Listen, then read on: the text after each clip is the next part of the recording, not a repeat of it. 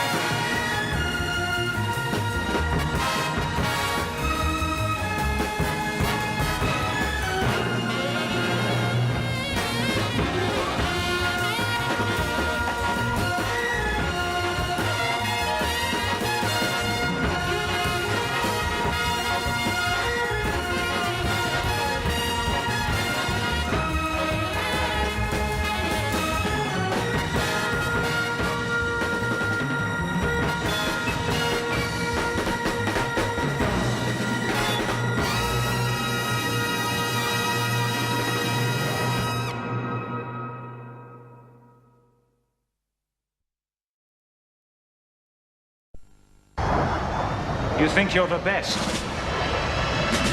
I hope you are. A Gundam mobile suit is a fully articulated, fully equipped machine, armed with the most sophisticated weaponry known to man.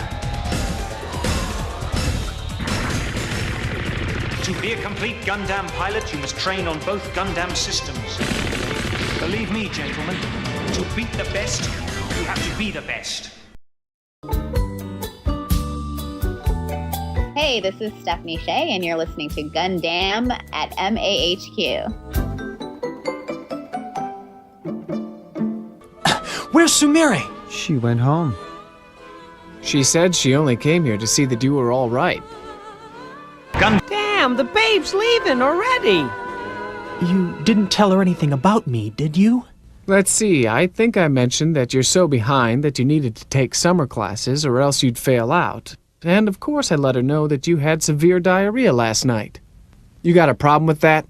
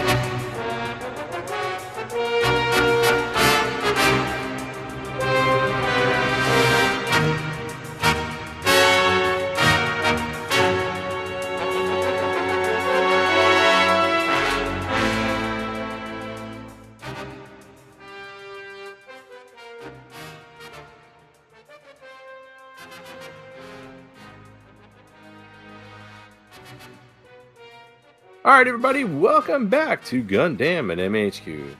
This is your host Neo, and joining me always is the Sun! bro, and the Chris. Guys, say hello. Good evening, everybody. What's up? Hello, Chris. Ooh, That smooth voice. so I see. mysterious. Or are you like one of the characters in what we're gonna be talking tonight, Dean? You're like, hey man, Yo, what's Dean. going on? I'm just Hell here yeah. doing my Just chill out, sculptures, buddy. dude. Just chill out, man. What's going Yeah, man. on? I mean, Just smoke some fucking weed, man. yeah. Well, that's the only thing they didn't show him doing. That's the director's cut. Yeah. There you go. They showed him doing a big frosty at the pool at the lake there. So, but guys, how's it going? How's it going? It's going all right, man. I see people are digging the new intro, man. Thank you guys for your feedback, man. Oh. You guys, have you seen it yet, Neo? I have, and I've seen not only the incorrect version, I saw the correct version. Oh, So, yes. Thank you, Chris, for being J. Jonah Jameson on that one. You're wrong, Soul Bro. Yes. Yo, Chris helped me out because I got one of the years incorrect initially. On 0083, I labeled it as 1993, and it's like, oh no. And Chris managed to catch that before we went He full withheld on his with paycheck. it. Yeah, exactly. He withheld his check that week. He's like, you're wrong. We got that updated. No, I'm aware that I left a I lot want of pictures of a Rocky. Oh, right. Where are those pictures of Rocky? You didn't do it. What's going on here? What is this, carrots? What do I think I pay you for? Yo, Co. But yeah, I left several series off because I had a tight economy of time and space in the video, but Ooh. I've reworked a few things, and I can fit in 4 more shows. So I'm going to fit that in somewhere along the way. So the intro will be updated with at least 4 more. When the new series come out, though, I have to make a new intro. So because the way I ended it with G-Cucks juxtaposed with Mobile Suit Gundam. So I like how that turned out.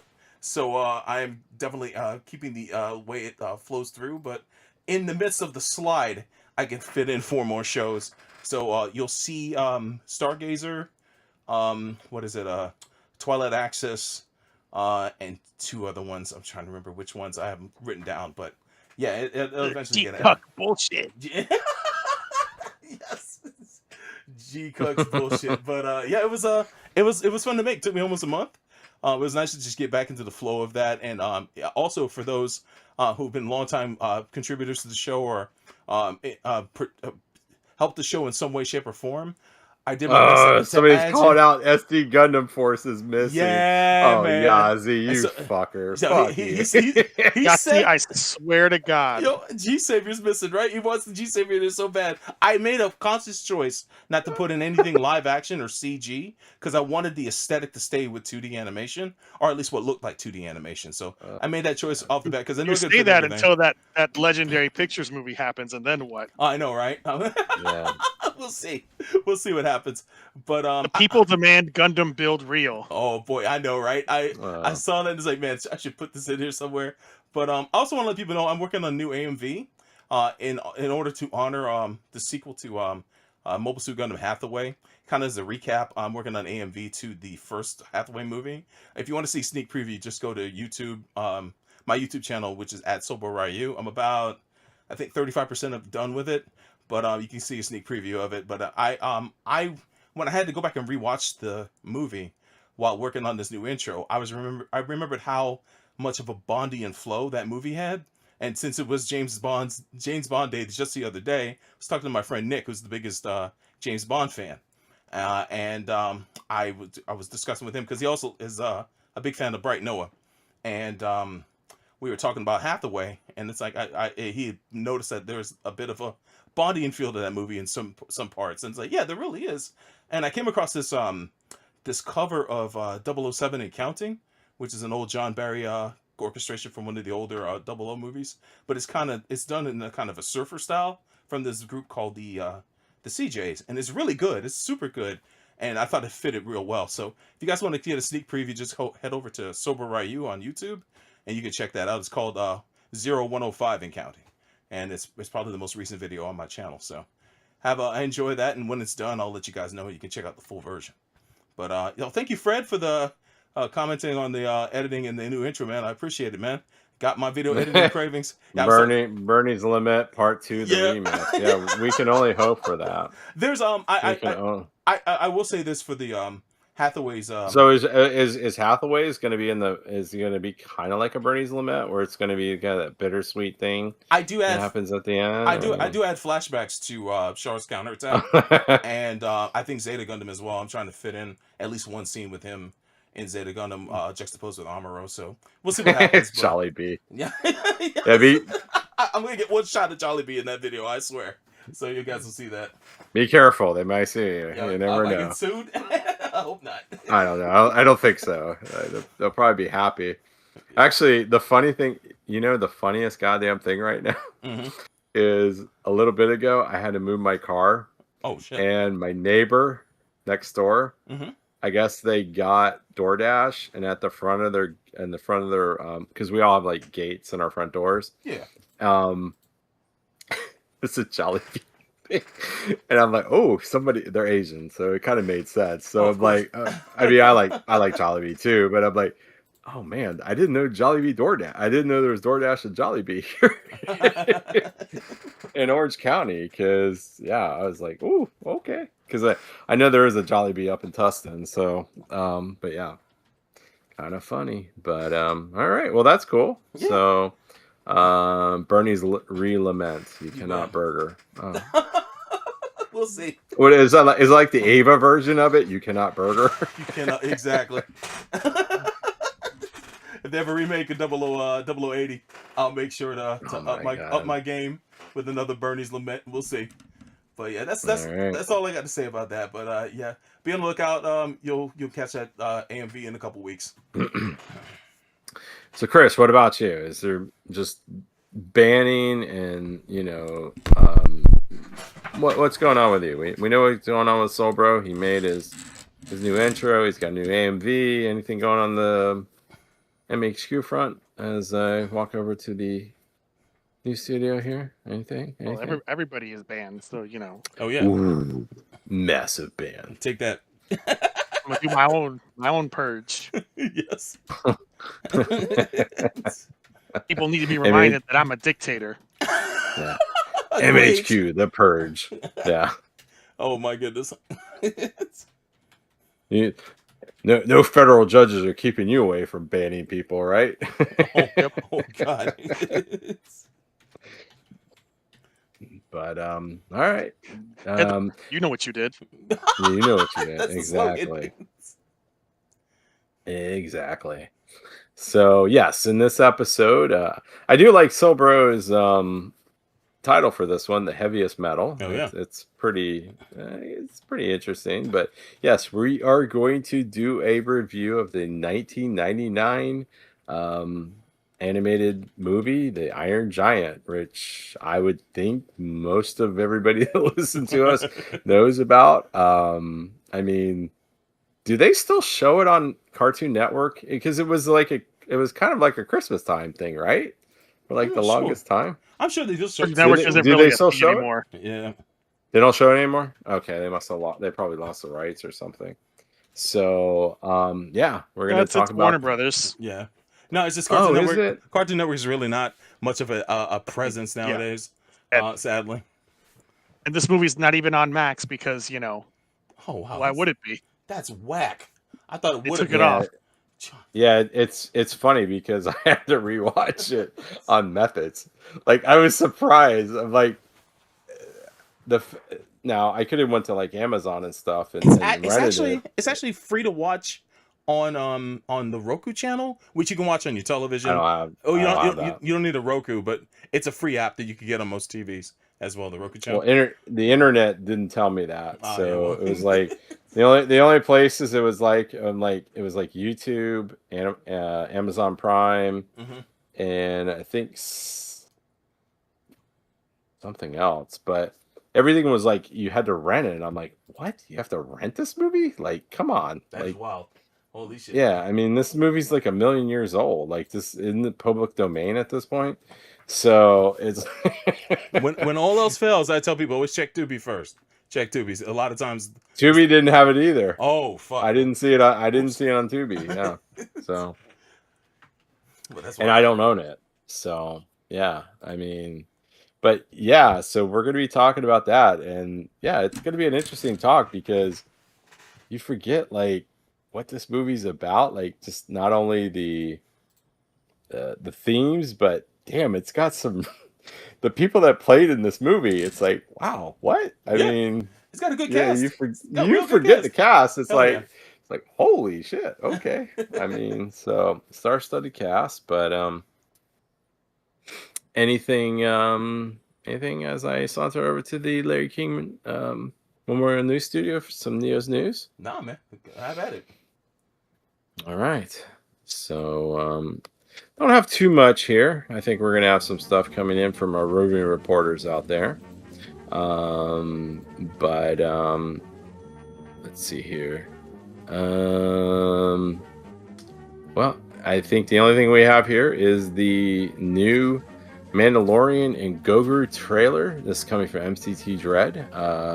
Baby Yoda topple a AT-AT. They fight Jeremy Allen White's hut, and they team up with Sigourney Weaver. So I guess that's the new trailer for the Mandalorian Grogu.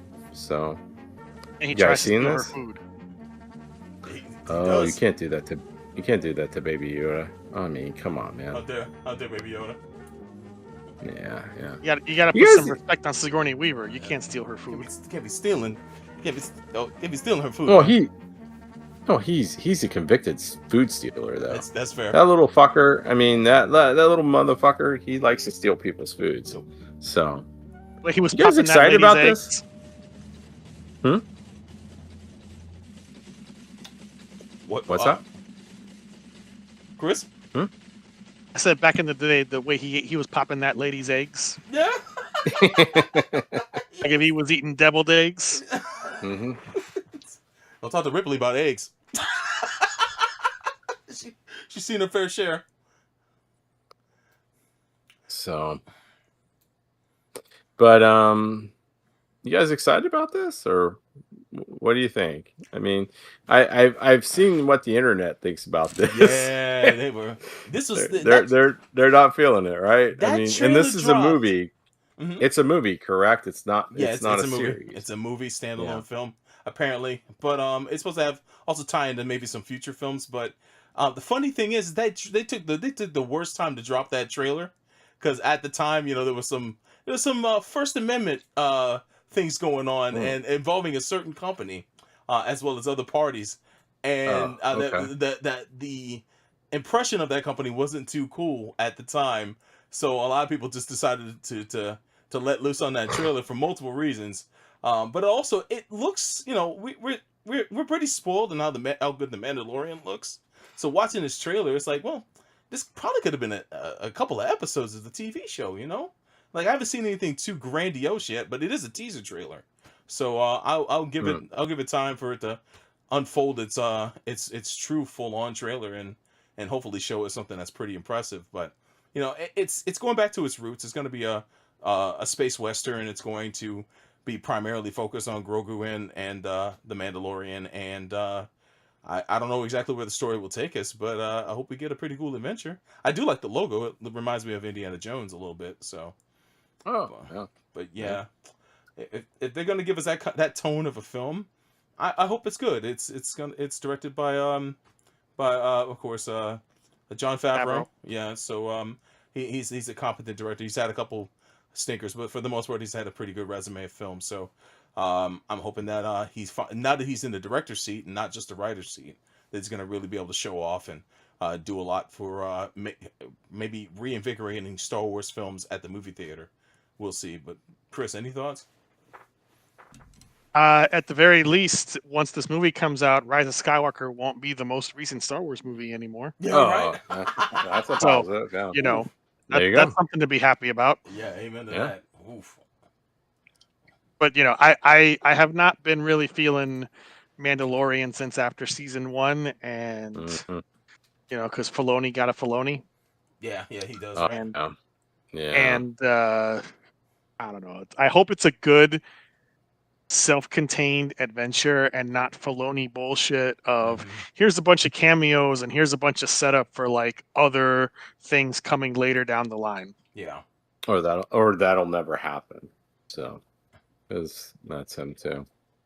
Well, it's got the internet's boyfriend, Pedro Pascal. I mean, that's all you got to say there. I mean, who's more powerful on this? The internet boyfriend. It's like, is it him or is it still Keanu? Like, who?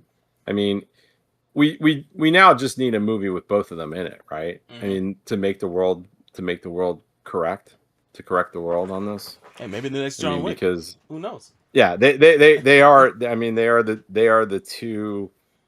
They're the two actors that nobody, we always just no problem. Pedro Pascal or Keanu Reeves, and it's got to be it's got to be entertaining at least. Yeah. Pretty affable dudes, usually on the right side of history, man. Yeah.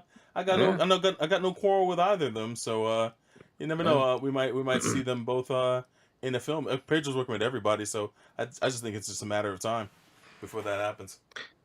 That would be the thing I would say for Hollywood. I mean, I know that you like to give money to dumbasses and you like to reward them for like having one good movie and 20 bad ones. But if I was there, I'd be like, I want a movie with Pedro Pascal and Keanu Reeves. That's all I need.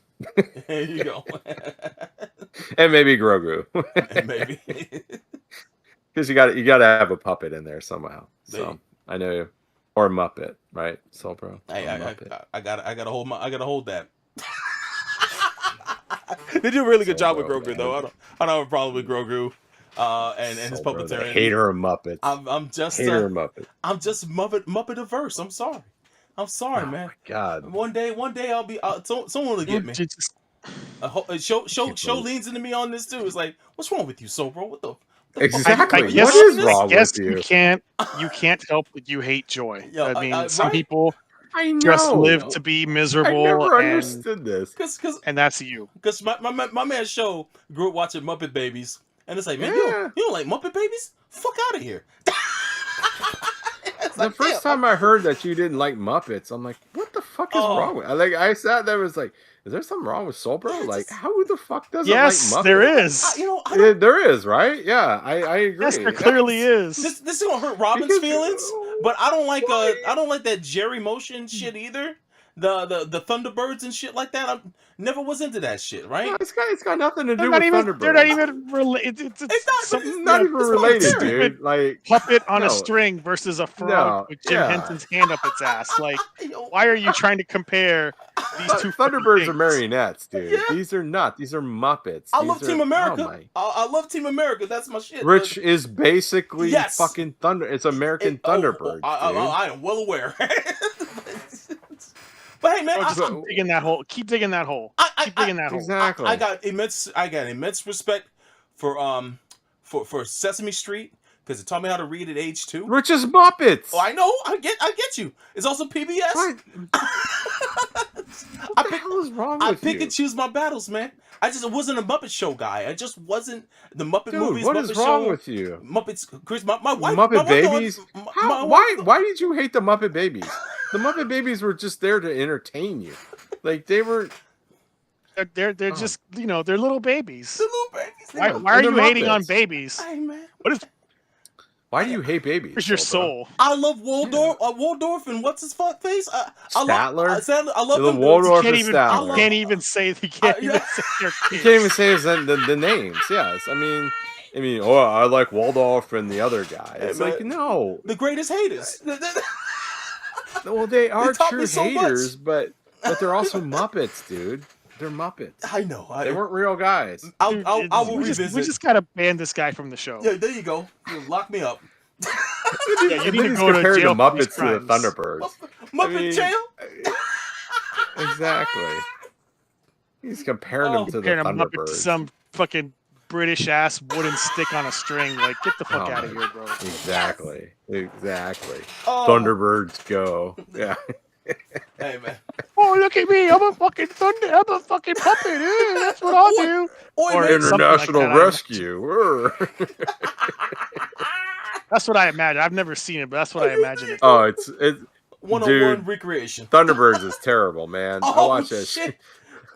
It's so terrible it destroyed Jonathan Frakes' film directing Yeah. career. And also, Yeah. fun fact: there's a Thunderbirds anime. Came out in the 80s. I didn't know about this until Why? just recently. I don't know. It was a TV show, but they adapted. Why made would an why anime would you adaptation. do the Thunder?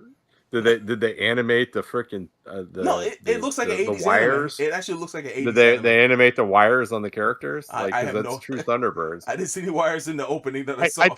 I don't need to know any more about this. There you go. Oh my god. There you go. Done.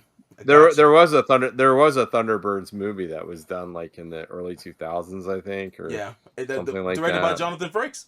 They put him in director's jail. That was him. That was the movie that put him in director's jail. And Sadly, Why did he do that? I mean, it's an opportunity. was what did he need his health benefits that year or something? I don't. Well, it killed his film directing career, so I guess Jonathan, it wasn't worth the gamble. All right, Jonathan Franks, please call me. I think I'll be a better manager than the guy that helped you on that one. So I'll pitch you this: the Keanu Reeves, Pedro Pascal double feature. Like Yes. that's what we need. We need that.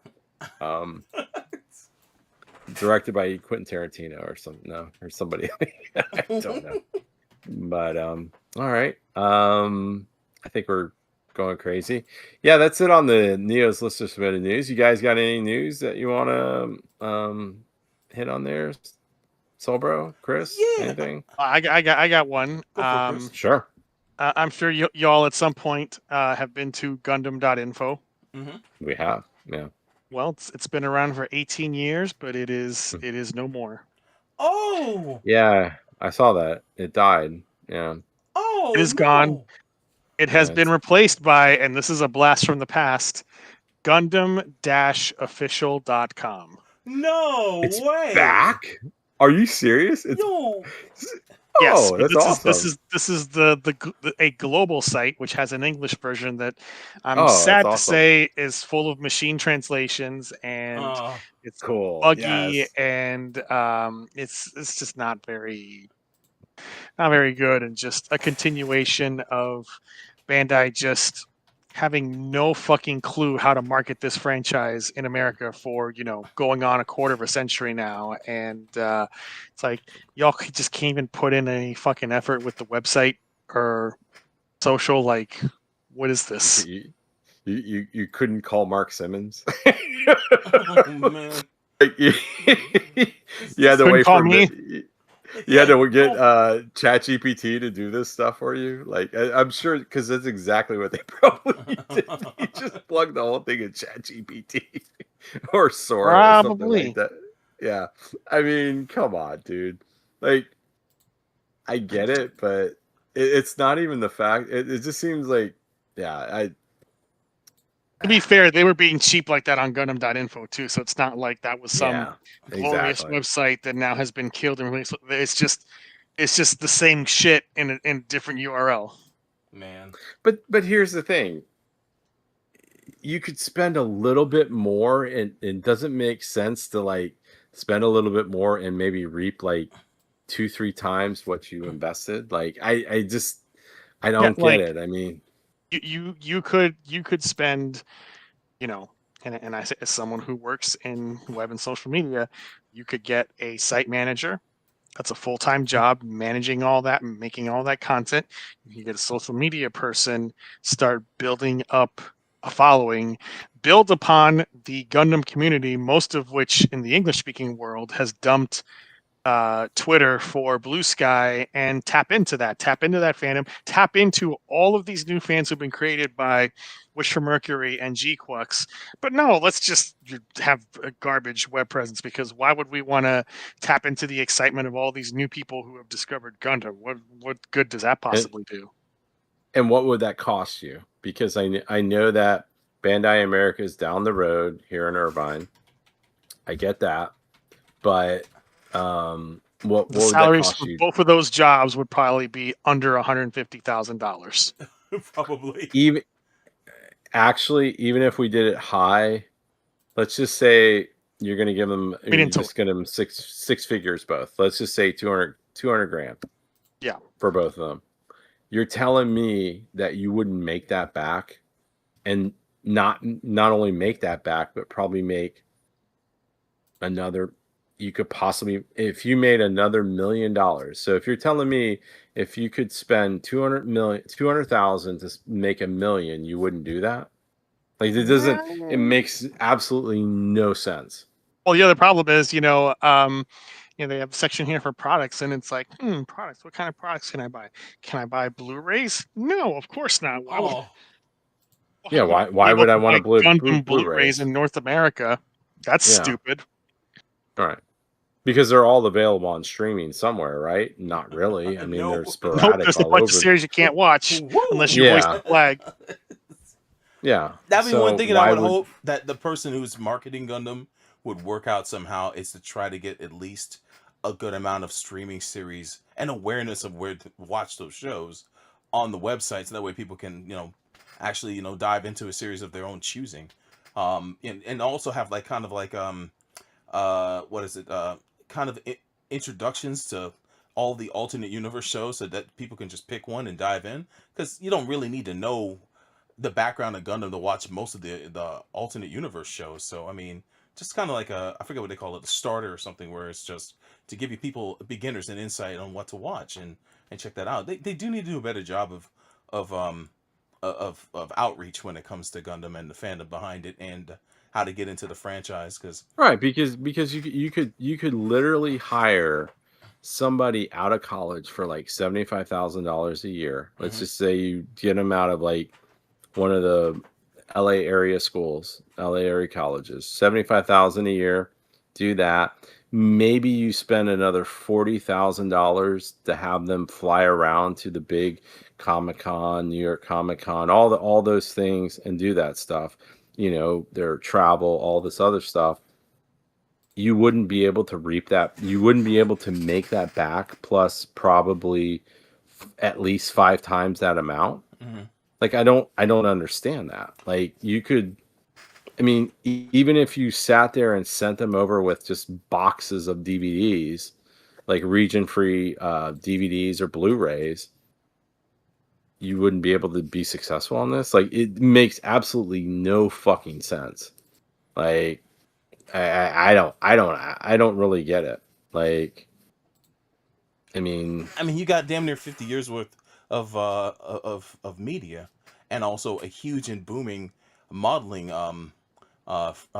enterprise. Like, all this stuff is there for you. There's so many different facets to the Gundam franchise, to the Gundam fandom, that you can have inroads into Gundam in so many different ways. I really hope that I really hope someone from Bandai Namco America at least hears us talk about this, because I mean, we've been doing this show for so long, and I'm not saying they're gonna even look to us to for any kind of input, but Gundam is to me such a fertile ground for people to get into it and to enjoy the different things that it has to offer, that I wish it would do a better job in the long run on constantly bringing new people into the fandom, and enticing people to check it out, especially if you're into sci-fi. I think it's a great science fiction series to watch, especially the original UC stuff. But yeah, that's well. Here's the thing, Bandai. You don't even have to pay me a salary. If you give me expenses and you give me all your region-free like Blu-rays and stuff, and send me to these freaking conventions, I guarantee you, I will give you a positive on that. I'll make what you spent, and I will probably at least double or triple the money that you do, because it's just there. Like, you don't even have to do much. Like, the fact that it makes it's kind of crazy. It's like, oh, the Japanese know business. Actually, they don't. At least in Sunrise's or Bandai's fucking thing, they don't know what the fuck they're doing. Like, I mean, What if they wanted to pay you in Shiba food? oh Like yes, fancy imported Shiba food from Japan. that's a possibility. Like, I mean, what is exactly Shiba food? Because I don't know. I just because made believe that me, this dog eats pretty well. Oh I mean, shit. up. Only the finest. I hate to say it. This dog probably eats better than a lot of people in the United God States. damn. So, I she has to. She has an allergy to chicken, so she's on a strict Oh, seafood diet. gotcha. So yeah, but yes, and I do have a Shiba, so yes, I could put a little. Well, I don't know. She might be able. I might be able to put a beef fin on Look, top of man, her. just pay her in Pundum, all right? Pay her in Pundum. Yazzie would approve. But it's crazy. I mean, yeah. I mean, Gundam Official's back. Yay. It's the same as Gundam Info. Yay. Which wasn't Yeah. any better from the previous Gundam Official. Yay. I mean, I don't know. I mean, come on. I think it's a good idea. When's the Legendary Pictures Gundam movie coming out? Ever? Never. I don't know. Never, for all I know. I don't even think they started shooting. I will say this. I think a good topic coming up in the future is maybe to revisit Gundam as a franchise and talk about ways to enter in the fandom. Maybe have somebody who does work on modeling figures. Maybe ask Fred to be on the show. He's been winning awards for his modeling, for his detailing and whatnot for model builds and whatnot, and have him talk about that as a way of entry. We talk about some of the shows that we think are good first Gundam series for people to check out, stuff like that, and just maybe come with some ideas on the fly about how Bandai can improve their I don't want to say ministry, but their way of. It's pretty easy because that show would be really quick. Yeah. Try. Yeah, true, fair. Like I think that's like, it's not like they have like a failing strategy or anything. They have no strategy. Sure. Yeah, Like true. if you don't try, then it's not going to happen. I mean, Chris has said this. How long, Chris? I mean, as long as they only care about the Japanese market, as long as the Japanese market does what they want it to do, they don't care about this. Yeah, that's So the mindset. Right. So I mean, there does come a point. It's like you start to think, it's like, why should we care? I mean, honestly, I care because I like the stories and all that other stuff, but the reason why it should be bigger, it is because they just don't care. They don't try. I mean, Yahtzee brings up a good point. The new Gundam card game has been making strides. From what I've been seeing, a lot of people are getting whatever, dude. It's not. It's. I mean, if you can actually get cards, fuck. because the scalpers are getting their hands on it because Bandai underestimated the demand, and there's not enough stock to meet the demand. So yet another example of them taking something popular and just stepping all over their own dicks about it. Yeah, that sucks. I didn't know that. Yazzie brings up my local comic shops that people can't get these cards and they're being sold for insane prices by scalpers. Damn, man. Yazzie brings up a good point. Bandai does provide me Japanese toilets. I will. That is definitely a thing. Yeah. I mean, Shiba food is one thing. Yeah. But Japanese toilet, Captain Kirk toilet is another thing. Why not both? Maybe your Shiba can be trained to use the Japanese toilet. It should be compatible. Yeah. It should be. I will say the Shiba. Yeah. I will add to what Neo said about Bandai's up the street. For those who don't know, Neo does live in Southern California. He also has degrees in business.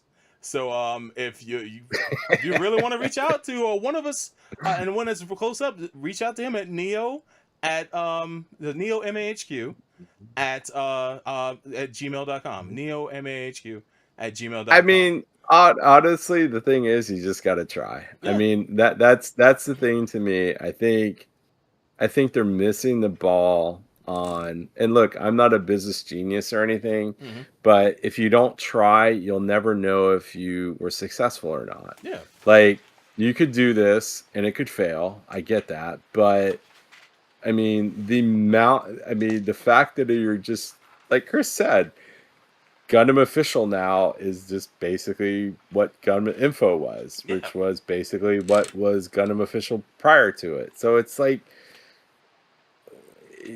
you want it to grow and you're wondering why it's not growing outside of your home country. Yeah. Put a little effort into it. It doesn't take much. And for someone who is incredibly knowledgeable about your franchise, I can't find anyone better than Chris. Chris has managed MAHQ Yeah. for over 20 years. You can reach out to him at chrismahq@gmail.com. And between the two of them, I think you guys will be in good hands. Chris would Hey, be. Sobro, I mean, why do you sound like you're on a bullhorn? do I really? Am I? Oh shit! yeah, you do sound like. Yeah. Sorry. This thing moved up. Okay, how do I sound now? Sorry about that. Oh my god. The same. Oh, the same. Same. Yeah. Oh shit. Yeah. I'll fix that. So. Sorry. God damn. No, it's just crazy, and it shouldn't be this way, because it's just a very, it. Like I said, you got to have the motivation to do it, and I just don't think they have the motivation to do it. How do I sound now?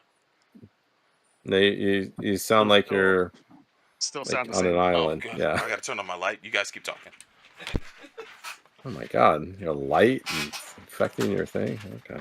So how about Sobro and them Muppets, huh? Like what a chump. Yeah, right? exactly. What a motherfucker. Why don't you like the Muppets? Yeah. Like just no empathy, no joy, just like the literal God worst damn. fucking person to have ever existed. Like God. I mean, do you hate Why would we put up Christmas, with so this guy? bro? I mean, do you just? I mean, You just go up this to is- babies and punch them in the face because you just hate joy. exactly. Yeah. But all right. Any other news we need to talk about? I know someone will crazy. probably want to talk about that new trailer for Gundam Hathaway 2. Oh yeah. Is he back? No, but it's I out. didn't realize There's that not about much to talk the. about it. It's out. Go watch it. Go Yeah, watch it on I think- GundamOfficial.com. There you go. Not Gundam Info, but Gundam Official. Gundam Official. It's 2005 all over again, or whatever. What I don't think Gundam Official was that far back, but it was. It Oh was no, a while back. Gundam Official was way back in 2000. Oh yeah, it was, wasn't it? Okay, yeah. Version of it. And Yahtzee Yeah. says, "Bring back the Goof Forum." No, the Goof Forum was a No. mistake. Yeah. So for people who are not ancient dinosaurs, Gundam Official eventually rolled out Hello? user forums that were called the Gundam Official User Forums, or Goof for short, and it was very punny. Can you guys hear me? Yeah, we can, Soul Bro. How you doing? Do I You sound? sound a little slightly better, but still bad. You still sound like you're on the moon, my but God. how How about now? Dude, what did you do? I hit a what button on did you do? this mixer. There's a button on there that makes this happen. How about now? Still sound bad. I mean, I don't know what. Yeah. Don't want to tell you, man. Yeah. Hey, so that for anybody in the chat room, while we're talking about things that bring joy, Reading Rainbow is back. Oh, is it? I didn't know that. Yes, as a YouTube Really? show. New host. Young Jordy? librarian. No, not LeVar. Oh, okay. I don't know if Who's the LeVar host? is involved, but just some librarian dude. He's very young. He's very energetic. I watched just a clip, and they got some guests coming on. They got old Richie from the Bear. Oh, nice. Shit. Okay. So go check it out. And they Come they did a over, little Sobro. Sobro, are you there? Sobro, I'm come here. in. Hello, can you hear me? Am I still coming from? My voice is still echoing, isn't it? God damn it. Sobro, Dude, you sound you're like. just fucked. Yeah, I'm fucked you- today. Are you coming from Bombay? I mean Mumbai. What is going on there? Tell me what's going on. I How about- can't Oh, hear the you. humanity- Sobro, come in. Hold on a minute. How about now? Do I sound like ass? No, you still sound terrible. Oh my But- god. How about now? Testing 1 2 1 2 testing. What did you do? There's a button on there. I don't know which one it is. I'm so mad right now because this shouldn't have happened. What happened was my cat got on my stupid thing and stepped on a button. Blame and the it's cat. called. Oh, Sure. I hate Oh, this. Okay. man. Get your cat. Mhm. Ask it which button did you push, you little fucker. Yeah, exactly. Oh, Tell me my Alright, to you God. push little- that button again.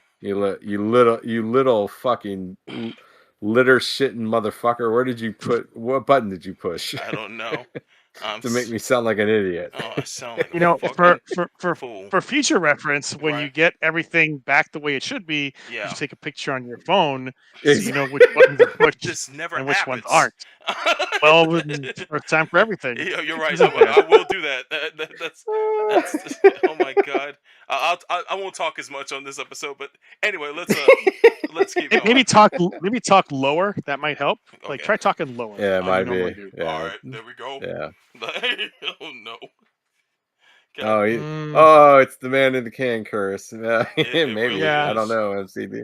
I don't know. How Not about- the cats. How about now? No, No, dude, it's No. it's fucked, huh? God damn it. it's fucked. Yeah. There's Alright, no the cat- unfucking it. All right, cool. Yeah, Well, the we'll cat. just keep moving. All right, cool. You're gonna have to interrogate that cat. Yeah, See I'm what's, going to have to. what did he shoot do? me, shoot me dead. I'm so mad. Go ahead. Anyway, but yeah, the trailer is out for half the way. If you guys haven't Cool. seen it, and yeah, this is just. See it. I'm not playing it, but I will show you some images while we keep talking. Anyway. All right. All right. Cool. So, All right. Cool. all right. You guys ready? Anything else? Anything else on the news? No, man. I'm That's it. ready to talk. How All about that? right. You guys want to go into our first and only topic of the night, the Iron Giant. Oh my gosh. It's weird. It's like it took us this long to to review this, and it seems like it's something we should have done. Like, I don't know. It's like when this kind of came up in the rotation when we were talking about this, is like, huh, we never talked about this. It feels like we should have done this. And you know. Well, speaking of things that we should have done, I have to make a confession. I never saw this movie before yesterday. Oh, Are you serious? no way. I'm 100%. I have been Are you? aware of this movie since day Dude. one. I just have never gotten around to actually. You never bothering watched to Cartoon watch it. Network in the holidays? Like, it was always No. on. Nope. What? Dude, wow, Chris. Like, Hey, all man. right, I gotta sit down. Better late than ever, man. I gotta. I mean, really? Okay. Yeah. Wow. I was surprised. I mean, I had to rewatch it because I hadn't seen it in a couple years, but I remember watching it in different parts. It was always like on TV, especially during the holidays, and I remember watching it in different parts of it. Like, it's, you know how you watch these movies that are always on and you always see them on different things, like Back to the Future. It's like, oh, okay, it's on, whatever. Oh my gosh, I can't believe that. Wow. Whew, okay. So Chris, you want to give us a quick synopsis and maybe just go into your thoughts about this, because I'm really, you shocked me, dude. I was surprised. I mean, I don't know what else to say. I'm like, wow. More shocked than knowing that Solbro hates the Muppets. You bet. No, because Silbro's a motherfucker. Yeah, And, oh, you know, wow. I Holy mean, shit. Jesus hating the Christ, dude. Muppets, man. Come on, man. You can't hate the Muppets, man. I mean, you may not like them, but you hate them. Oh my gosh, come on. I am so sorry. Sobro, So, I love you, but man, it's just like this Muppet hate is just, I can't deal with it, It's man. obscene. Yeah, show is right. All right, so let's get into the synopsis. So in Oh my In gosh. October 1957, a mysterious Exactly. object from space crashes into the ocean off the coast of Maine, and a young boy named Hogarth Hughes befriends the Iron Giant and teaches him how to not stomp on things. And then he's investigated by a mysterious government agent named Kent Mansley, who is obsessed with finding the Iron Giant. And he befriends a dirty beatnik named Dean McCoppin, who is a junkyard owner who makes art out of junk and helps hide the Iron Giant. And then the Iron Giant comes and saves some boys in the town, but the army has come for him and they fire a nuclear missile, and he is destroyed while trying to stop the nuclear missile. Or is he? The end. Old Tommy guy's back. Oh man, it's appropriate because this is like set in an old timey world. Like everything was, even though the movie is in color, like the world is black and white at this point. So yeah. So Chris, I gotta know, man. I mean, talk about this because this is just something we've never encountered before. Where one of us, I mean, we have an other things when it came to some of the Japanese anime, but this is, I mean, I'm very surprised. This was a, it's kind of a cult film in the U.S. Well, I will say that I wish I had watched it a long time ago. It's really good. Yeah, it is. Yeah.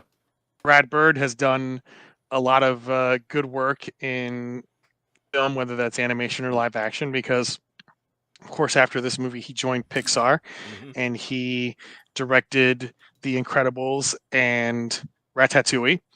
And then he made the jump to live action, directing Mission Impossible Ghost Protocol, which is an amazing movie. Sure is. And also Tomorrowland, which apparently is not so amazing and was a big old bomb that he ran right back to Pixar to do Incredibles 2, which is funny because one of his colleagues at Pixar, Andrew Stanton, who did Finding Nemo, went and directed the live action John Carter for Disney, which was a big old bomb. And then he ran right back to Pixar and did Finding Dory. So I guess that's the thing at Pixar. You want to strike out and do live action, and then you strike out and run back to Pixar. But I will say this: I actually like Tomorrowland. It's not the greatest movie, but I didn't feel like it was. I know I know that it was a huge, like, financial bomb and stuff like that, but it's not a horrible, like, there's worse movies that have made more money. So I didn't think it was that bad. So well, here's what I will say about Iron Giant. So Iron Giant, obviously we all know it's a movie that has a cult following. It's been very well received retrospectively, but at the time it was a big old bomb. And I'll tell you, I think, why it was the case. Now think back, gentlemen. Now you two are Gen Xers because you're a few years older than me, but I'm an elder millennial, but we're close enough that it doesn't really matter. Yeah. Now, if you think back to the 80s and 90s, there were tons of cartoons or just animated fare that were being made by boomers and Gen Xers for a young millennial audience, but they were stuffing it full of like nostalgia and shit from their childhoods. Yeah. Yes. So, like, consider the fact that this movie came out in 1999. Nothing about the setting of this movie in 1957, which is the year that Brad Bird was born and he grew up, in the world of like 50s culture. None of that is relatable to a kid in 1999. Yeah. It's just not. No, I agree. Like, fair point. The setting, the time period, all of the Cold War paranoia, like there's a little kid in 1999 has no context for that at all. Right. So I mean, even for us, technically on the Gen X thing, but I mean, it depends on what thing you look at. I know with my birth year, it's like I'm high millennial, whatever. Right. It's the same thing. It's like it is. It's kind. It kind of reminds me of the Christmas Story movie. That movie they always play, the Christmas Story on TNT it's for 24 hours. Yeah, like I'm aware of what happened in those times, but I don't know just because of going to school in history. But it is, it's way different. Yeah. Like, when I was 19 years old when this movie came out, and I'm watching it yesterday, and I'm thinking, damn, this is a really great movie, but like, who was this made for? Yeah. And sometimes these Gen Xers and these boomers, like stuffing the shit that they like into cartoons that are not made for them works out well. For instance, Batman the Animated Series. Like, you're watching as a kid, and there's all these like old-timey gangsters in trench coat and fedoras. It's like, who the fuck thinks kids want to watch this? But they did. And it was really good. So sometimes these risks pan out and sometimes they don't. Right. And I think this is one of the cases where they don't. Not as a reflection of the quality of the movie, just the staging of it, because obviously like Warner Brothers is going to want to market this movie to kids, and it's like nothing really marketable about this to the kids of that era. Yeah. You know. Yeah, it's I agree with you, because I mean, rewatching it, you forget about like the references of like, I mean, even with the at the beginning when the old man that's in the fishing boat Mm-hmm. sees the Iron Giant come down, and they're laughing at him in the diner. It's like, oh, you're too much whiskey or stuff like that. It's like, is this really a kid show? Like even back then, you're sitting there going, is this really for kids? So yeah, I get you on that. Yeah, it is weird, because it's like, who is this for?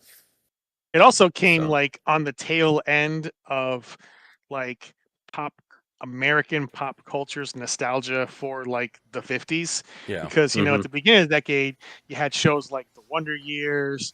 You just had all of these things that were all about 50s nostalgia, and everything's so awesome in the 50s, minus you know the horrible racism and segregation McCarthyism. and sexism and all that kind of shit. But pop culture wise, everything was awesome. And then this movie comes out after all of that has already passed.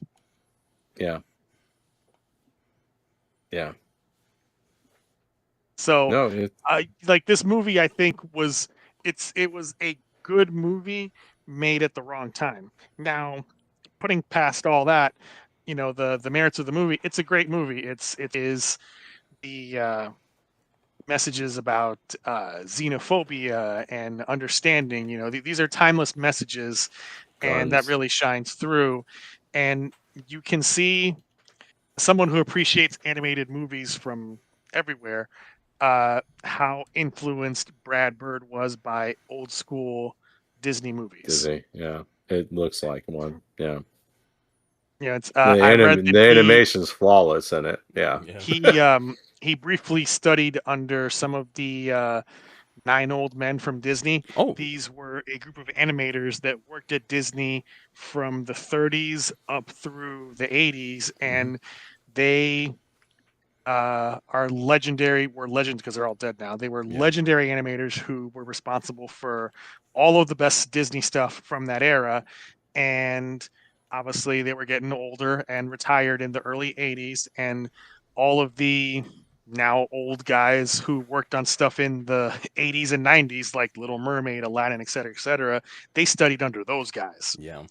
And Brad Bird studied under them, and gave 2 of them cameos in the movie. Oh. So you can definitely see that old school Disney animated feature style in this movie. Like it really feels like it could have been a Disney movie of that era. Oh yeah. Yeah, the animation is flawless in this. You look at it and it's just like it has all the hallmarks of the early Disney movies, like Cinderella, Snow White, you know, Fantasia, all that stuff. I mean, it's just you don't see any. I mean, it just looks amazing. Yeah, it's also very weird that this was originally envisioned as a musical with Pete Townsend, which is why he's a producer on this. I don't know if you notice his name in the credits. I didn't know that. Oh shit. Yeah. Like, you know, Pete Townsend, the guy who did Tommy and Quadrophenia, and if Lifehouse had actually happened, you know, basically The Matrix in the 70s, like this dude who made all this weird ass shit, you want him to make a musical for kids? Like, does that really seem like the best idea? Yeah. Again, not a knock on Pete Townsend, but if I'm the executive hearing this pitch, I'm like, what are you talking about? Yeah. Yes, it was just a different time back then. Yeah, it's very weird once you start kind of, because you bring up a great point. Watching this movie again, and I hadn't seen it in a couple of years, you are going like, okay, this is who is this really made for? Like, was this really made for kids? And you're like, you look at it and you look on all that stuff, and it's like, yeah, it was made for kids, but why? Like, even back then, it's like, does this really make sense? I mean, this movie also has a bit of a pre-adolescent slash teenage audience bent too, because the language is a bit more adult in this movie than say your average kids movie. So I appreciate that, if anything. Well, I mean, the overall message in the movie is guns are bad. Yeah. Like it is like the Second Amendment, fetishes, anybody that fetishes the Second Amendment, they don't like this movie because I mean, it's clearly obvious because it's said many times guns are bad, guns are kill. Right. I mean, I mean, for God's sakes, they almost kind of rip off the whole thing of Bambi's mom getting killed. Oh yeah. Like there's a point where a deer gets killed by hunters, and the Iron Giant Hogarth shows up on that, and it's kind of the theme throughout this is that weapons are bad, especially guns. They kill. I mean, there's a point where Hogarth actually says like, guns are bad because guns kill, and it's like, holy shit, like, wow, I mean, you're right. Who is this for at this point? Even back then. And, because, I mean, let's be honest, back in those dinosaur times in the 1980s and 90s, there's a lot of stuff in there. They're just like, fuck it, kid, you're just going to deal with this stuff. And, even with this, it's some pretty heavy like themes in this. So I will also say, in fairness to this movie, it came out the same summer that Phantom Menace and The Matrix were in theaters. Yeah. And man, that's just bad timing. They're up against it. Oh yeah. This should have been like saved for like the holidays, like Christmas time or something. I don't know. Like we're just. It came out in the summer, right? Yeah. Yes. So Yeah. that was just a bad choice on Warner's part, and it's funny because obviously Warner is the studio that did The Matrix, so it's like they kind of just were cannibalizing their own audiences. Yep. Like, They here's probably one of the didn't biggest know. movies ever of the time at the time, and here's this little rinky-dink robot movie. Well, what I've always heard about The Matrix is like nobody thought that was actually going to be as big as it ended up being. Yes. Like, that I is mean, correct. it was just like, you look. I mean, we're Monday morning quarterbacking on this, and it's like, if we go back in that time, it's like they're probably like sitting there going to Warner Brothers, they got this thing called The Matrix. It's got some like crazy computer shit and robots and all this other stuff. I don't know. Maybe it'll work. I don't know. We just gave them a little penance of budget, and then hopefully it makes us. We can at least get 1.5% back on the on what we spent, and then it just blew up. I mean, the Matrix. I mean, it's crazy how these things work. So, anything else, Chris, or I'm sure I will have more thoughts, but that's it for the moment. Sobra? What? I know you've seen this movie before. I know this wasn't yeah. your first seeing of this. Yeah, I saw it probably the mid 2000s. Hopefully my echo is not too bad. But yeah, I saw it in the mid 2000s. I really loved it. I think it was one of the first movies I watched when I moved out of my parents' house and in my own apartment. It just happened to be on HBO, and I just sat down and watched it. I love this movie. The tone of it, the setting that it's in. It's the Cold War. Nuclear threat is a real thing. It still is today, but nothing sums it up more than that little film strip they watch at school where they're told to hide underneath their desk, and they show that bomb land on that girl's desk, and it blows up. That girl's perfectly fine. Everything around her is destroyed though. That was hilarious. But this movie definitely pulls on the heartstrings.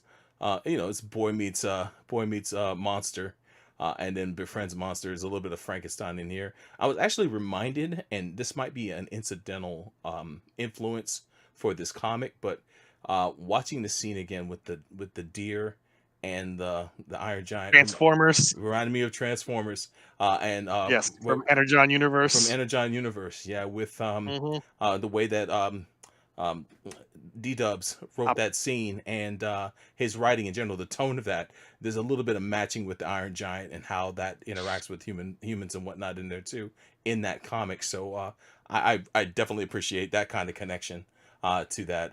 It definitely touched me in that way as well, and it reminded me of that as I'm watching the movie again. The cast in here is top flight, man. You got what's Shooter McGavin, Christopher McDonald as Kent Mansley. Dude, every time I hear that dude speak, he should do more animated stuff. If he does, I haven't heard him in too many works, but he was phenomenal as Kent. Kent is such a dickhead, and he plays him to perfection. John Mahoney from Frasier, Frasier's dad, was the General Shannon Rogard, and he usually plays rough military types like that. So it was cool to hear him. Emmett Walsh is a voice you probably heard in a lot of westerns. And a lot of, as an old man, you've probably seen him in a lot of movies, in the late 20th century. But hearing him as the sailor that encountered the giant for the first time, it was fun hearing his voice in this. And I didn't know that was Jennifer Aniston as Hogarth's mom. Had no idea until looking at the cast. But I definitely knew that was Harry Connick Jr. as Dean McCoppin when I watched it for the first time. He's an easy voice to point out. But even he came through. This guy. What about Vin Diesel, man? Yo, Vin Diesel though, and his first thing of being, this is what prepared him to be Groot. Yeah, you're not wrong. It doesn't ask a lot of Vin, but at the same time. But who does? I mean, come on. But you don't need to do much when you got family. Yeah, exactly. The Iron Giant, quarter mile at a time, baby. And to his credit, the Iron Giant's a bit more verbose than Groot is, so there's at least that. But Really? I mean, he says a few words as opposed to Groot, who only says "I am Groot" most of the time. But I think he did a solid job here too. And the illusions of Superman versus like a giant killer robot, and the fact that he has a choice, and him landing on Earth, kind of gave him his own independence. It does make me wonder though. He found his way to Earth. Either by accident or on purpose. If they did make a follow-up to this movie, I wonder if they would have dealt with a possible invasion of other Iron Giants coming to Earth to destroy it, like they did that planet in the flashback. I sound better now? Thank God, Yazzie. I appreciate it. But it's fantastic. The animation quality, the setting. I love the lighting in this movie. It is so good because a lot of scenes take place during the dark, but you're not really lost when you watch the scenes, and they incorporate lighting so well. One of the particular scenes that I love is the interrogation inside the barn. When Hogarth goes to the barn and what's his name traps him in there, Mansley. Mansley, yeah, and then their little tete-a-tete in the house is great. But the flow of this movie is incredibly short. It's only like an hour and 25 minutes. So if you've never seen it before, you can blow through this quick. But yeah, it's just a thing from start to finish. It holds your attention. It tells you things without even telling you. Like the two times I saw it before this, I always wondered what happened to his dad, but I didn't realize his dad was a pilot. And I never noticed the picture on his bedside table that has a picture of his dad as a pilot on there. And the helmet that he wears is his father's helmet. So I thought that was really cool that they would tell you things in this movie without actually voicing it. You just know that his mother's a single mother raising him, but he had to come from somewhere, and turns out that she's a widow. So I thought that was a neat that the movie does storytelling incredibly well. Shout outs to Brad Bird, man. Well, it makes sense that it's 1957. Mm-hmm. He's about 12 years old at this point. He's 9. He's 9 years old. Actually. 9. Mm-hmm. Yeah. So you're talking. Yeah, he's probably at the tail end of the war. The fact that they're bringing up Sputnik left and right, Sputnik got launched and is floating around the planet, and the Russians beat us to the space race, and until in that regard. But a decade and some change later, we beat them to the moon. But it was just the state of mind that the U.S. was in at the time that Russia beat us to getting a satellite in space.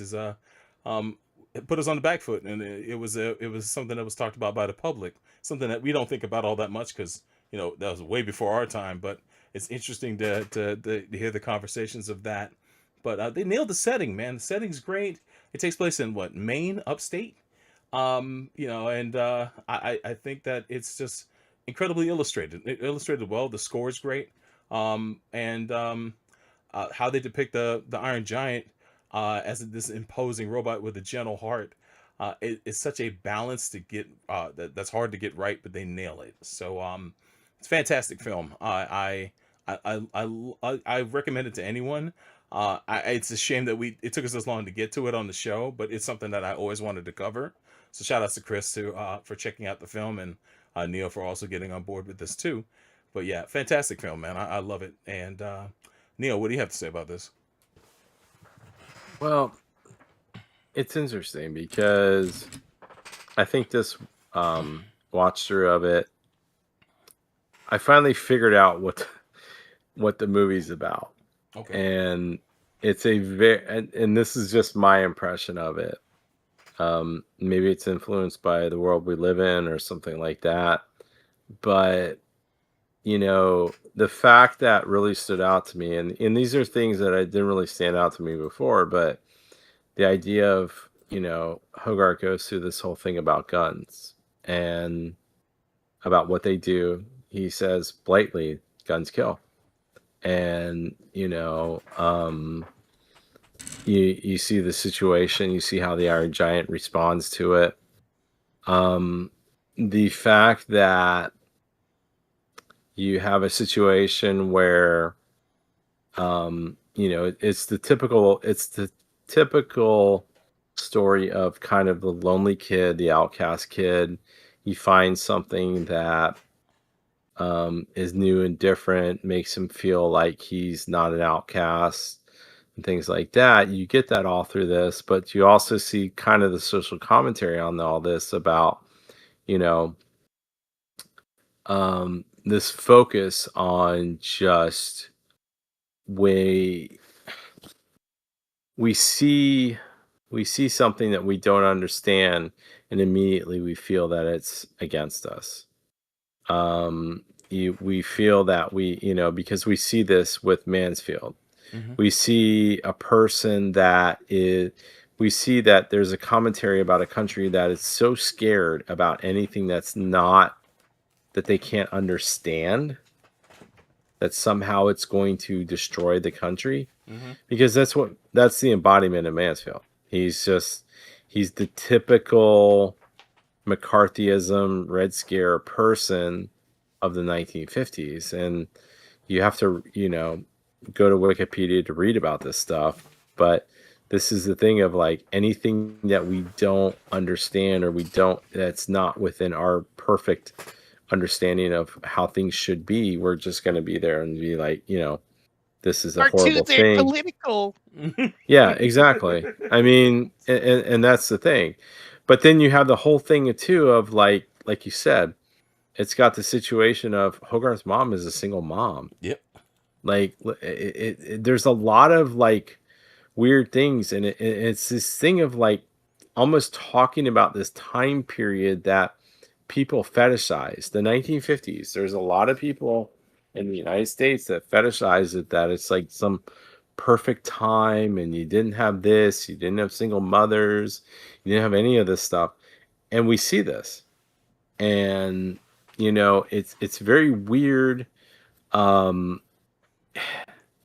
It's like, okay, you know, there's something that comes down, we don't understand it, the first thing we want to do is Demonize to it. destroy it. Yeah. And we're right, no matter what we believe it to something to be, we're correct on this. And then in the end, they're all surprised that this giant robot sits there and sacrifices himself to save the town. Mm-hmm.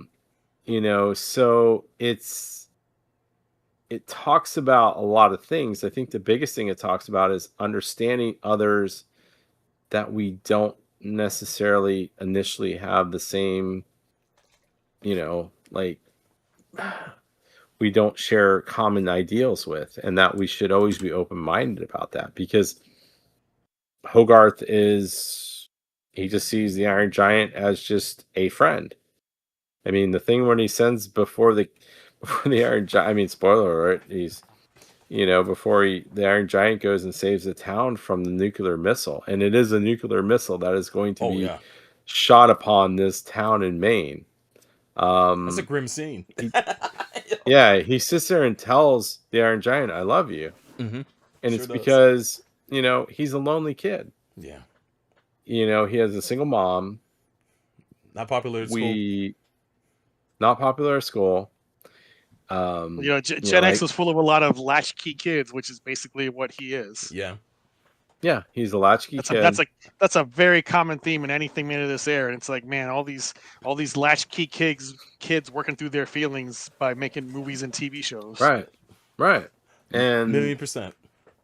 Yeah, and that's the thing. And he finds somebody, the Iron Giant, and everybody else sees it as something that it is. Nobody wants to listen to him because he's a kid. Mm. And it's just got these common themes of a lot of the stuff. I mean, Gundam. How many times in Gundam?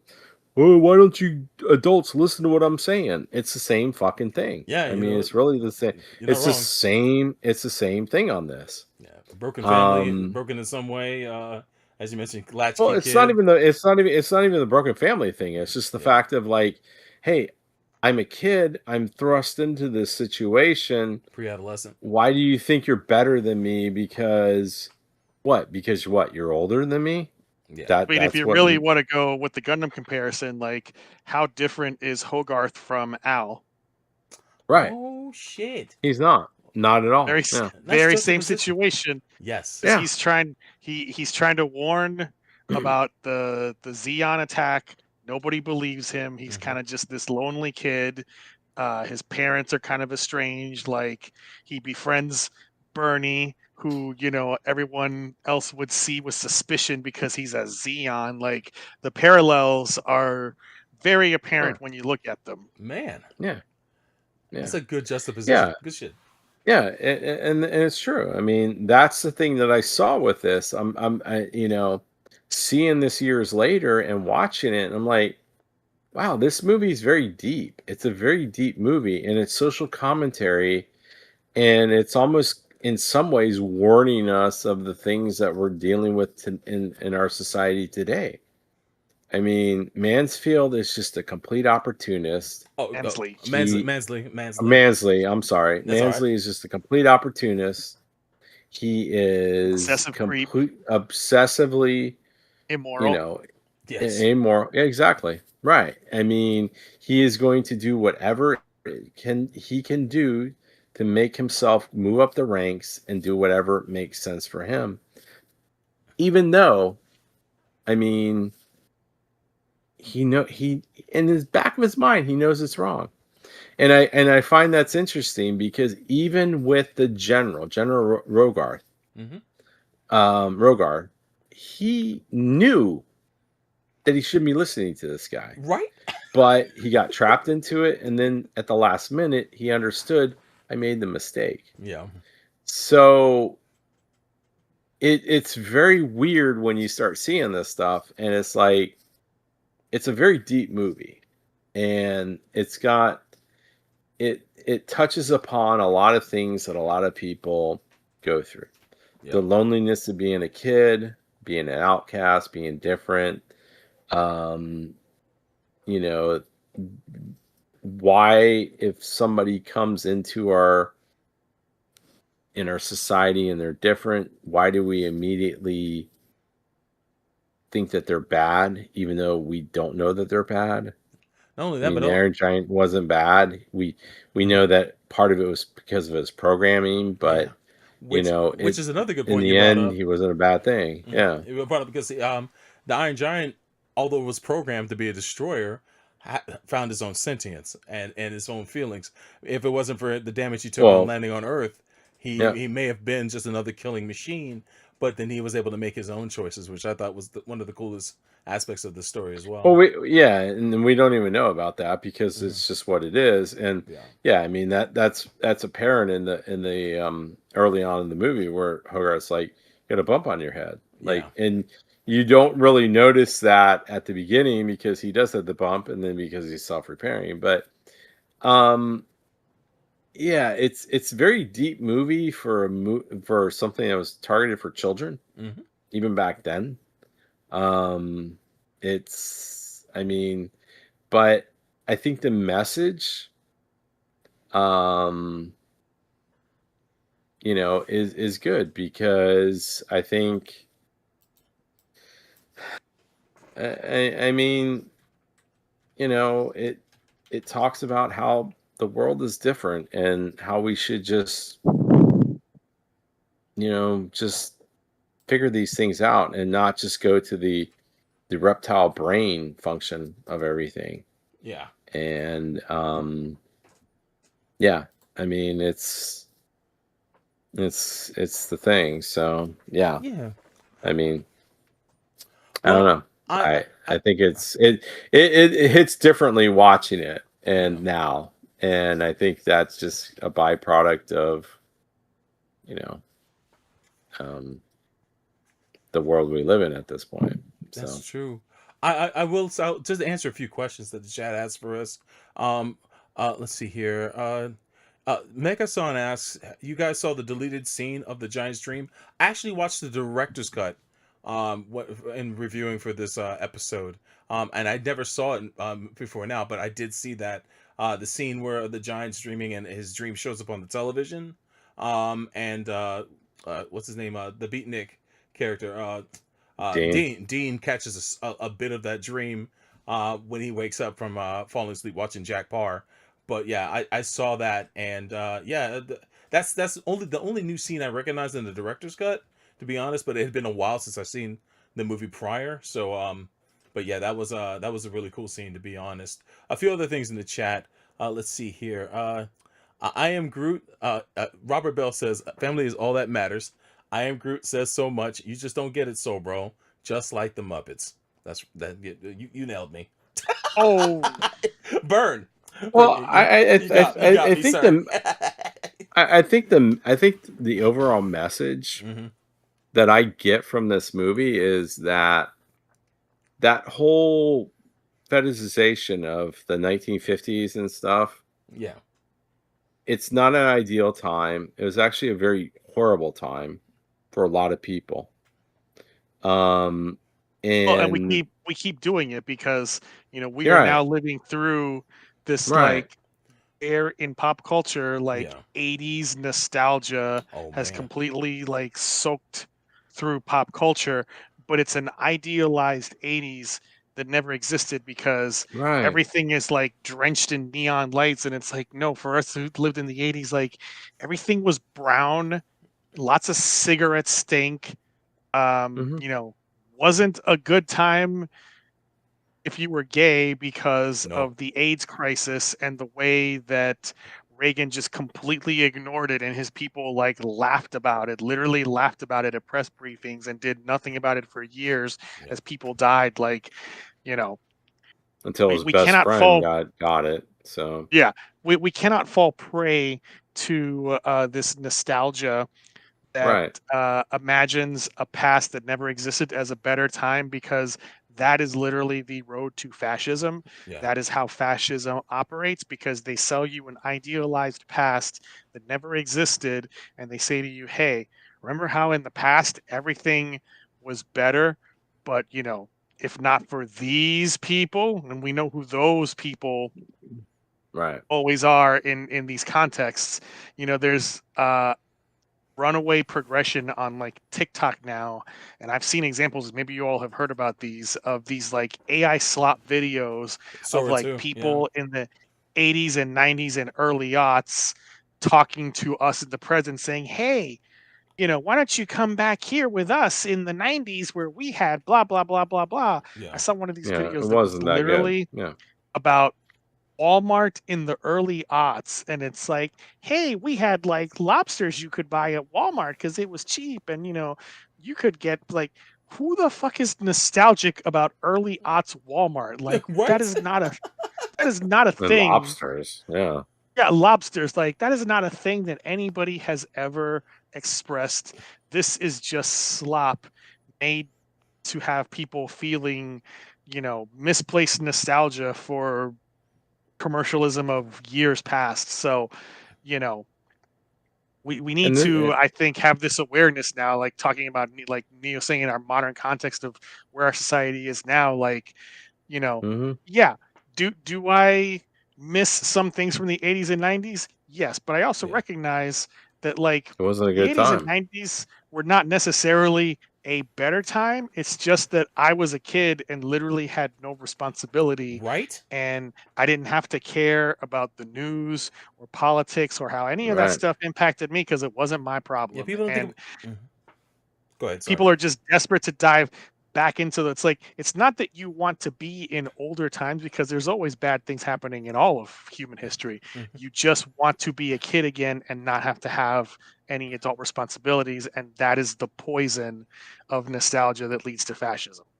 That's And it. I think that's the thing that the Iron Giant doesn't show, because the thing of anything at this point, I would venture to say, up until this movie was made, if you talked about a young mother and her son in the 1950s, it would have been an idealistic thing. She's a single mom working at a freaking diner, Yeah. working like doubles, having to rent out her extra bedroom, not To like make ends the meet. guest house, but the extra bedroom, and sitting there saying, "Hopefully we can, hopefully Hogarth, we can find somebody to rent out our room to," like renting out the room to the fucking creepy ass government dude, and it's like that's not what people thought the 1950s were. It was supposed to be ma Yeah, and leave it to pa, Beaver. and yeah, it was leave it to Beaver. Dad goes off to the factory job and makes a good living. Mom just sits there in her dresses and her makeup all day, cooking and Like, taking care oh of the gee, honey, what's for children. dinner? It's been a killer And day at the office, I'll tell you right. what. He comes home, right at 5:15, because he lived 15 minutes away from the factory, and he was able to come home, and she has his slippers and his newspaper and Smoking his jacket. scotch ready, and and the Hmm. kids they come up to him, "Gee golly, Dad, just want to tell you what was going on. I did this and that." And by 6 o'clock they had their all-American meal. That's not what it was. And I think that's what I respect about this. It's like she's a working mom, Yeah. Yeah. and Yeah, this is she not trying to sell us an idealized past. right. She's the type of mom right now that they're trying to steal benefits from. Like, this is the mom that would receive some type of government assistance that some Yeah, motherfuckers are a trying to snap. take shit from them. Yeah, exactly. And that is like the shocking thing about it. You sit there and go, "Oh, wow." And I have to respect that on that, because, yeah, nostalgia glasses are great. They're rose colored, but you know what? It's not always rose colored for everybody in those situations. I mean, granted, for me, it's always been rose colored. I'm a white man. I mean, I hate to put it this way, but Are you? in America, I never had that problem. But for people like Chris and Solbro, Yeah. back in the 80s and 90s and the 70s and 60s and whatever, it wasn't always the most ideal thing. And Yeah. that's not what is right with America. That's not what America is about. America's ideal. It's not a country. It's not a people. It's an ideal. Yeah. So always remember I mean, that. don't give me too much, credit on like struggles that I suffered, because I'm a very I get it, guessing person, but so like no one ever thinks I'm Hispanic. Like, it's Oh just, shit, that's no, never I like get it. been a struggle I have to deal with. man. No, I get that, but the fact of the matter is yeah, and what you just said is the thing, because yes, if you look white, then nobody cares. Nobody Yeah, cares. if I was a few shades darker, people would be asking me for my Right, papers. So, Oh, right, I am aware of the privilege that I enjoy in that respect. damn. and I am too. What you saying? You're And passing? yeah, I mean, well, I mean, shit. I mean, Oh. I'm married to a woman that looks Mexican. She's Middle Eastern, but she looks Mexican, Mm-hmm. and so Mexican that Mexican people come up and speak Spanish to her all the time. Oh, that's wild. But and I understand how the shit works, and this is not saying that it's not saying that things. it's saying that things need to be different because that's not what the country's set upon. Yeah. We're not set upon this. I mean, yes, a lot of the founding fathers were racist motherfuckers that owned slaves and stuff like that. But even some of them knew that that was just something that was gonna.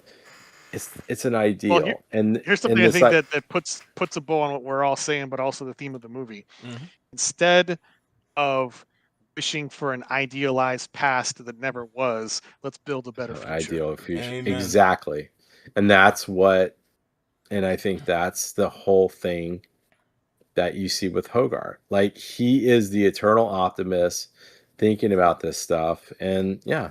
He's not held down by the paranoia, the hate, the Cold War bullshit that Mansley and all these adults are consumed by. He can see a better future, and that goes back to that theme in Gundam. The innocence of children who are not weighed down by all of this bigotry and hatred.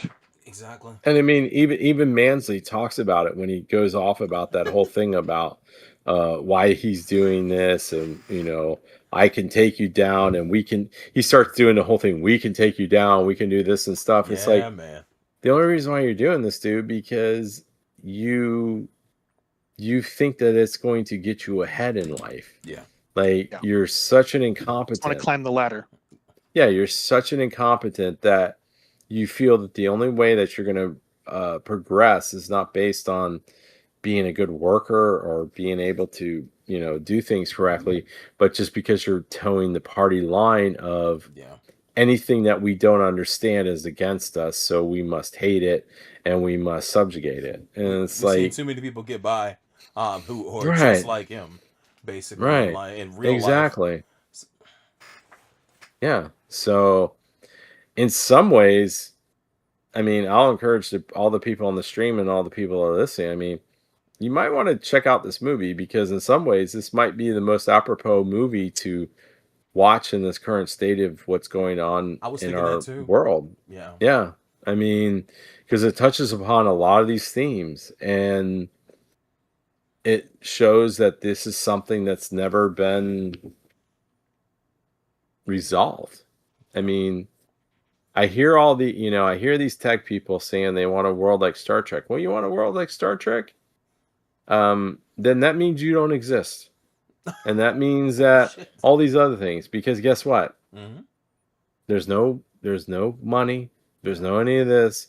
If you want a universe of just seeking ultimate knowledge, then you have to give away everything. And that's what we have to do. And I think that's the message in this, and I think that's the message in There's greed in Star Trek and females. Oh, yes. Only if you're Ferengi. Yeah, they're only carried. Yeah, those are probably their favorite episodes. Like, I only like the episodes with the Ferengi. It's like, oh no, it's like it's between Ayn Rand, J.R. Tolkien, and then they have the Ferengi rules of acquisition next to it. That's their altar. So, but yeah, but anything else on any drawbacks? Any drawbacks in this movie, Chris? You have any things that you didn't like? I feel like it could have been just a little bit longer, getting into a bit more of the backstory of the giant. He's very, because it is a very lean movie in terms of runtime. Yeah. So I could have done with an extra 5 or 10 minutes. Yeah, I agree with that. I think this movie is a little bit light on runtime. It could have been an hour and 45 minutes easy.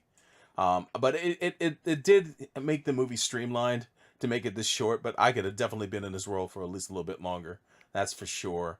I will shout out someone in the chat. I wish I caught the quote, but someone had pointed out that the Korean War was just around this time as well. So that's probably where Hogarth's father was probably shot down during the war. So that explains why he's not there. But that's a fantastic observation, by the way, whoever said that. But yeah, that's other than that, man. Besides runtime, I don't know. I think it was a great runtime. Yeah. Oh, you think it was nice and Yeah, tight? Huh? Nice yeah, and tight. just nice and tight, man. It's not. I mean, this is the one thing I do miss about like the 1990s. It's like sometimes it just. I mean, I could complain because Chris just said maybe another 5 or 10 minutes. I think Sobro, you said another 15, 20, Oh, yeah. but it's like, you know what? At least you're not saying it was a little too long. Oh yeah, fair point. Fair. That's the only thing. Anything on the voice cast outside of what we said? I mean, it is when you start looking at it, it's like, wow, this is a pretty all-star cast. Yeah, So it's a solid cast. I said pretty much. A shout out to Frank Welker for playing animal voices as always in this. The squirrel and the deer, of course. But I'll leave it to you if you guys have any thoughts on voice actors. I bet you Warner Brothers is disappointed that Jennifer Aniston being in this movie didn't do anything for its box office. She probably cost the most to get in this film too. yeah, but this is French Jennifer It's Aniston, right? peak Jennifer Aniston, yeah. Between Yeah, this and but Office Space. Yeah, but this is like, so this is probably peak TV because you have to remember there was a whole different situation back then. So it's Yeah. like peak TV, but movies, that was still the thing, is like if you were a TV person, you couldn't do movies. I mean, this is back in the day when movie stars wouldn't do commercials. Now they all do commercials. So I mean, yeah, I mean, it's interesting. And an unknown, I guess, probably unknown Vin Diesel. I mean, Yeah. Fast He and had the been Furious. he'd been in Private Ryan. He was in Private Ryan and Boiler Room around this time. Yeah, but he was This a is still big guy. pre-Pitch Black and Fast and And Furious, Furious, so like he was yeah. not very known. Yeah, Fast and Furious would Yeah. be 2000, so yeah, it's right before that. Oh, Private Ryan. That's another one. I was actually seeing that the other day on TV, and I was like, wow, that's another one where there's like so many actors. You're like, holy shit! I didn't even Yeah, man. realize like there's people that are stars now that were like freaking supporting actors, They're like Paul Giamatti and stuff. I'm like, and Matt Damon. some of these other well, besides him, but Yeah. like Ted Danson and some of these other, I'm like, wow, fuck. I mean, that's crazy. So It's what you can do when you're Steven Spielberg. Hell yeah. yeah, exactly. Like So, who says no to Steven Spielberg? Like think of who says no to Steven Spielberg? Very few. and that, well, I think now they might say it, but I think at that point, yeah, I mean, that was peak Steven Spielberg at that point. Like, because he won the Oscar for that movie, right? No, I think something else. He got nominated, but I don't think he won. It's something else that year. I thought he won. I thought he won it for. Shakespeare I in think Love. I think he won off of Schindler's List a couple years earlier. Yeah, he did. I think Shakespeare in Yeah. Love won that year. I have to go back and look, but it's something that's that no one watches today. What? Yeah, no, it's like, okay, One of those Harvey Weinstein Oscar bait movies. Yes, 1,000%. Because that's what that was. That's exactly what that was. yeah. So, all right, you guys want to go for your ratings? Well, props to Dollar. Dollar says he did get Best Director for Saving Private Ryan. Saving Private Oh, Ryan. did he? Okay. But, yeah, Yeah. Robert Bell confirms that Shakespeare in Love robbed it. Yep, there you go. Yeah, he deserved it for that, for director, because Hell that's yeah. just, well, because he then created the whole freaking shaky cam shit. Yeah. Like, in some ways, it's like, damn, One of the best it openings. was of good any for that movie, ever. but then it was like, then he just, all the imitators were like that damn shaky cam shit, Hell yeah. where they were like, yeah. People took that opening scene on Normandy and have tried to recreate that in their movies since that time, and it's still an awe-striking opening scene for Saving Private Ryan, certainly. I mean, not just that, but video game like Oh, Medal of Honor exists because of that. Yeah, exactly. Very Wanting to redo that scene in a video game. Let you play the That- grade. And that man made it so realistic when they said that when the World War II veterans were still alive back then when they watched it, like dudes were like walking out because it brought back so much Shit. like PTSD, because Wow. it is very visceral. I mean, even now, I mean, I haven't seen it in a while, but I remember the first time I saw it, I was like, oh my God, like, wow. So yeah, all you fuckers that think war is great, watch that shit. Hey, so so what do you guys want to do? You want to do some ratings on this, Chris? You want to give us your rating on this since you're the Iron Giant Virgin? I mean, I'm gonna give this one 4.5 espressos are not for children out of 5. Oh my god, dude! Oh my god, A yeah, great scene, by the way. Oh my god. So, bro, I'm gonna give this 4.5 loose screws out of 5. And I wanted to mention this scene, but my favorite scene in all of this movie is when Mansley takes residence in the house, and he's just constantly grilling Hogarth about, they call him Sport Champ, all that shit. That montage is classic. I must have watched it like 5 times while watching this movie again. It's like, it's so funny. But again, props to Christopher McDonald. He's one of the best to ever do it, man. I love that. I love his performance in this film. Shooter McGavin. Oh yeah. Shooter. Are the Enterprise C's first officer, if I recall correctly, in yesterday's Enterprise. Oh, was he? Yeah, and yesterday's Enterprise, he's in that episode. Lieutenant Yeah. Castillo. Lieutenant Castillo. There you go. Got him. And somewhere in the multiverse, there is the parallel universe where he was cast as William Riker instead of Jonathan Frakes, because he was one of the finalists for that role back in the day. Was he really? He Wow. sure was. Oh, interesting. Yep. That's why they gave him that role on yesterday's Enterprise, as sort of like, hey, sorry about that. Damn. Yeah, but could he have grown a beard like Riker?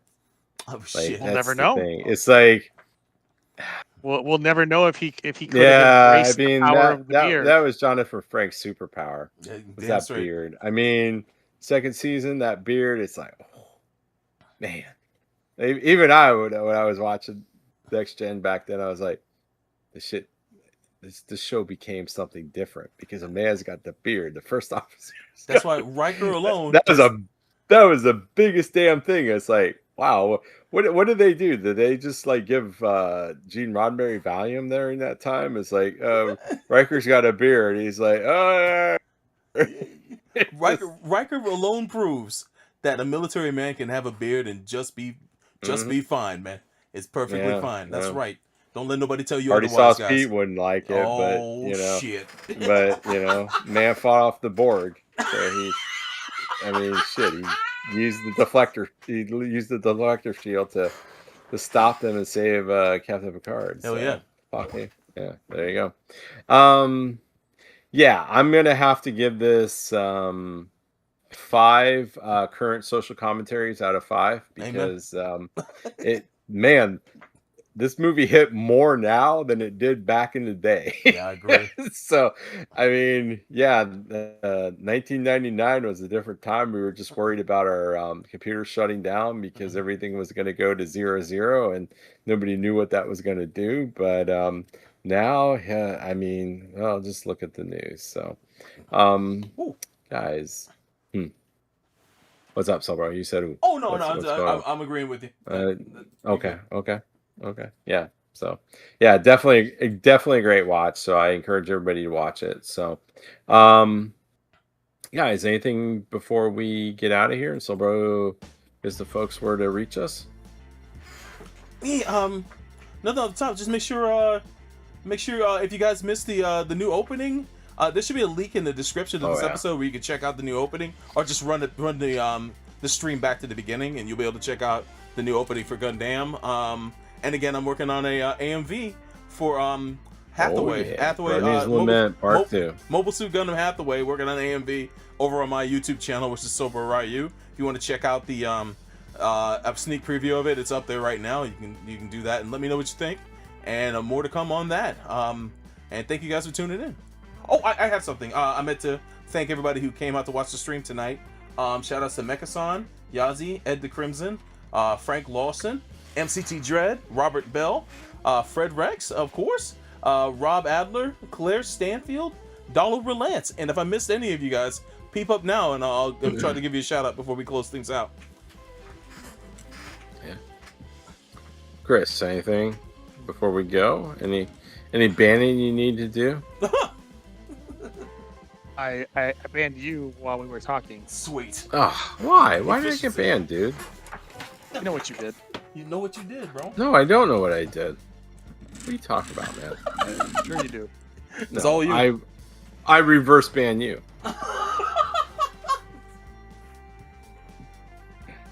Yeah, see? You don't know what to do. Don't know what to do. All right, there you go. Exactly. Yep, reverse ban. Oh shit! I let out the secret. Damn. So, you want to tell us everybody where they can find us? But of course, not Twitter. Definitely not Twitter. No. MAHQ.net. That's the Mecha anime headquarters. Go where the magic happens and get your fill of reviews for Mecha anime. Also, check out the line art, the great line art. And it's the biggest collection on the internet, I want to say, of line art from your favorite Mecha series, or your favorite Mecha, as well as the details for those suits. As well, make sure to go there and fill up on all the trivia. Check out the spotlights that are on the main page as well. Head on over to MechaTalk.net, the official forums for MAHQ, and join the conversation. You can watch us here on YouTube.com/MAHQDotNet. Thanks to everybody who's watching, listening to the audio versions over on iTunes and Spotify. If you haven't left a review on either one, please do. Want to encourage people leaving 5-star reviews so we can build up our collection of those as well.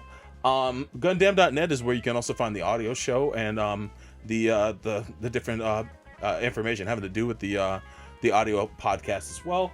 Find us on BlueSky at MAHQDotNet and at Gundamn. Also on Facebook at MAHQDotNet in the group section. Coffee, that's ko-fi.com/MAHQDotNet if you want to donate to the website in order to help cover the costs for running MAHQ.net. I know it's a big resource for a lot of people. So definitely, if you got some spare change, go over there and either become a subscribe as a donor or make a one-time donation. And thank you very much for doing so. And outside of that, that is it, man. I guess I got all the names because no one else spiked up. So good shit. But that's all for me. Sounds good. Chris, you got anything else before we get out of here? All right. Nope. All right. We'll be back in a few weeks with episode 323 of Gundam and MHQ. Thank you for listening. Bye.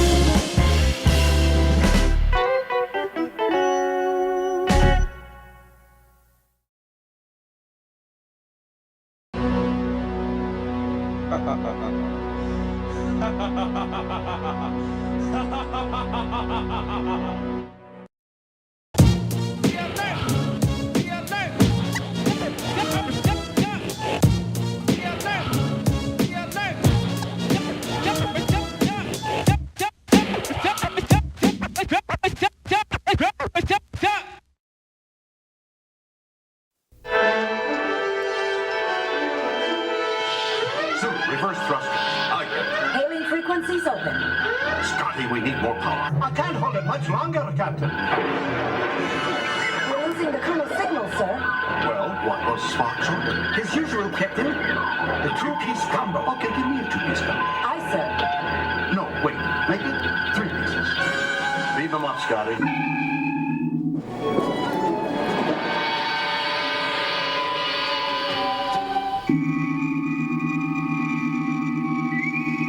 Status report.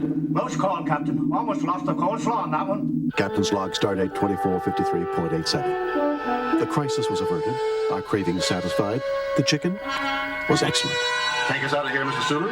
Warp factor 2.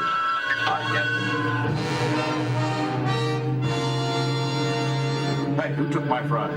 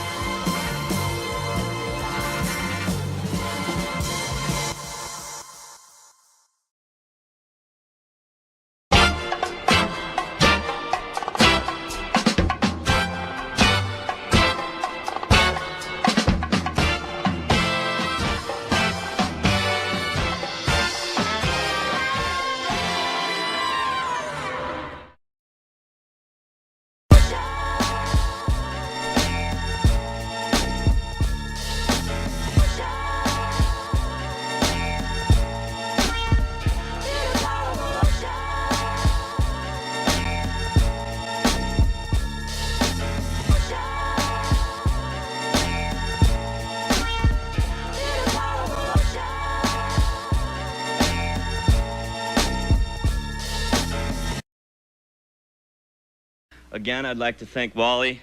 Sorry, Wally, I missed you, Fairlanes. Chief Wapensky, thank you very much again. Gotta go. Thank you, and Ray, thank you very much. Goodbye. I appreciate it. Say Goodbye. Okay, the champ. See you next week in Windsor Locks, Connecticut. The executive producer of ABC Sports' presentation of the Professional Bowlers Tour is Jeffrey Mason. Produced by Carol Letty. Directed by Larry Camp. Associate Director Manny Cabral. Technical Director Michael Carmen. Operations Manager Les Weiss. Assistant to the producer Chris Schachter.